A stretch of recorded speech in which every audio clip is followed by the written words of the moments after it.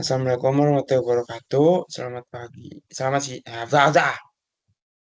Kalau lanjut aja. Tadi kali potong. Assalamualaikum warahmatullahi wabarakatuh. Selamat siang. Kami dari kelompok 15 Batem akan menjelaskan presentasi analisis biostratigrafi dengan anggota saya sendiri Abdul Rahman dengan NIM 046, lalu ada teman saya Ahmad Faid Suryana dengan NIM 092 dan Deputu Dias Putra dengan NIM 030. Next.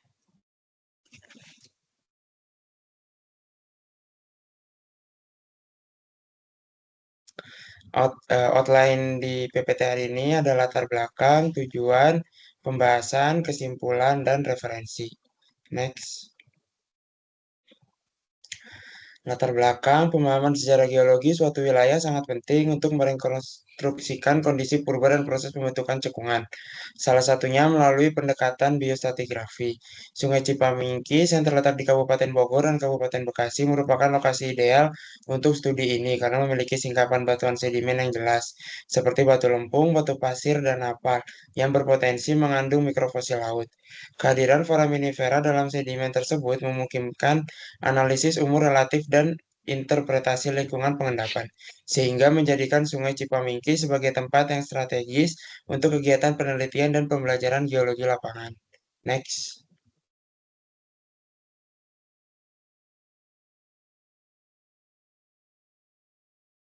Oke, selanjutnya ada tujuan. Yang pertama menentukan lingkungan pengendapan purba yang terdapat pada Sungai Cipamingkis. Yang kedua menganalisis fosil apa saja yang terdapat pada Sungai Cipamingkis. Next. Ini adalah tabel 3.1 di pembahasan. Hasilnya, berdasarkan data pada tabel umur foraminifera planktonic pada tabel sebelumnya, yaitu spesies Globigerinoides primordius diketahui muncul sejak kala Miosen awal, ada di zona N4, dan bertahan hingga akhir Pliocene, ada di zona N21. Sementara Turborotalia muncul mulai dari Miosen tengah, yaitu ada di zona N12 hingga zona N21. Adapun Globorotalia kushmani baru muncul sejak Pliocene awal. Ini secara bersamaan. Pliocene awal di zona N18 hingga Pliocene akhir di zona N21. Kehadiran ketiga spesies ini secara bersamaan terutama pada zona interval zona N18 hingga N21 menegaskan bahwa sedimen di Sungai Cipamingkis Kabupaten Bogor diendapkan pada rentang waktu Pliocene awal hingga Pliocene akhir. Dari sini, paleoenvironmental Globorotalia kushmani dikenal sebagai indikator lingkungan laut menengah hingga laut dalam. Sedangkan Globigerinoides primordius dan Turborotalia lebih umum dijumpai pada perairan tropis.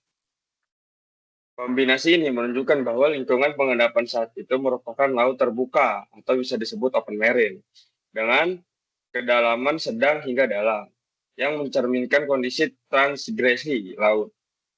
Lingkungan ini memiliki karakteristik energi rendah yang memungkinkan pengendapan sedimen halus seperti lempung laut atau maro yang ideal bagi kehidupan foraminifera planktonik. Oleh karena itu, keberadaan ketiga spesies tersebut tidak hanya menunjukkan rentang umur endapan, tetapi juga merefleksikan kondisi lingkungan laut dalam yang stabil dan mendukung selama masa Pliocene. Next. Oke, selanjutnya tabel penentuan lingkungan pengendapan. Analisis foraminifera bentonik berdasarkan tabel penentuan lingkungan pengendapan pada tabel sebelumnya menunjukkan bahwa sedimen di Sungai Cipamingkis, Kabupaten Bogor, diendapkan dalam lingkungan laut dalam, khususnya pada zona upper slope hingga lower bathyal. Hal ini didasarkan pada sebaran vertikal spesies seperti Leticulina sp. Engerella brady, Reopax apulacea, Reopax scorpiurus, dan Lituolida lancaster yang umumnya hidup di lingkungan laut dalam Engerella brady. menunjukkan toleransi ekologis luas dari outer shelf hingga lower batial, mencerminkan stabilitas lingkungan laut dalam. Lenticulina sp ditemukan pada kedalaman upper slope dan lower batial, menunjukkan ketersediaan nutrien yang cukup dan pengaruh arus laut bawah. Keberadaan Rheopak apulacea dan Rheopak Scorpiurus mencerminkan kondisi reduktif dan kaya bahan organik. Sedangkan Lituolida Lancaster mengindikasikan lingkungan berenergi rendah pengendapan sedimen halus. Berdasarkan temuan ini, dapat disimpulkan bahwa sedimen Sungai Cipamincis berumur Pliocene awal hingga Pliocene akhir dan terbentuk dalam sistem laut dalam yang dipengaruhi oleh sedimentasi turbidit dan tektonik regional Cekungan Bogor. Oke, kesimpulannya itu lingkungan pengendapan purba di Sungai Cipamincis ditafsirkan sebagai laut dalam, terutama pada zona upper slope hingga lower batial, yang terbentuk dalam sistem laut terbuka atau bisa disebut juga dengan open marine. Selama kala Pliocene awal hingga akhir, kondisi ini ditunjukkan oleh kemunculan mikrofosil bentonik yang khas laut dalam serta keberadaan foraminifera planktonik yang mengindikasikan kedalaman laut menengah hingga dalam. Karakteristik lingkungan ini mencerminkan area dengan energi rendah, pasokan organik yang tinggi, serta pengaruh arus bawah laut. Cocok untuk sedimentasi halus seperti lempung laut. Proses sedimentasi juga dipengaruhi oleh aktivitas tektonik regional dan kemungkinan keterlibatan sistem turbidit dalam pengendapan. Oke, selanjutnya adalah hasil analisis menunjukkan keberadaan berbagai spesies foraminifera planktonik dan bentonik. Spesies planktonik yang ditemukan meliputi Globigerinoides, Primordius, Miocene awal sampai Pliocene akhir, Turborotalia Miocene tengah sampai Pliocene akhir, dan Grobotalia kusmani Pliocene awal sampai akhir, yang berasosiasi dengan laut tropis sampai subtropis dan kondisi laut menengah hingga dalam. Sedangkan foraminifera bentonik yang ditemukan antara lain Lenticulina sp, Engerella brady, Rheopak apules, Rheopak Scorpiurus, dan Lituolida Lancaster, yang umum ditemukan pada lingkungan laut dalam berenergi rendah.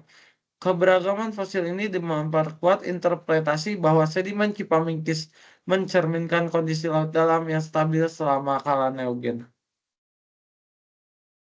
Berikut adalah referensi dari kelompok kami, yaitu ada 1, 2, 3, 4, 5 referensi. Lalu next.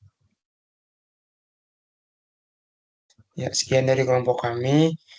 Wassalamualaikum warahmatullahi wabarakatuh.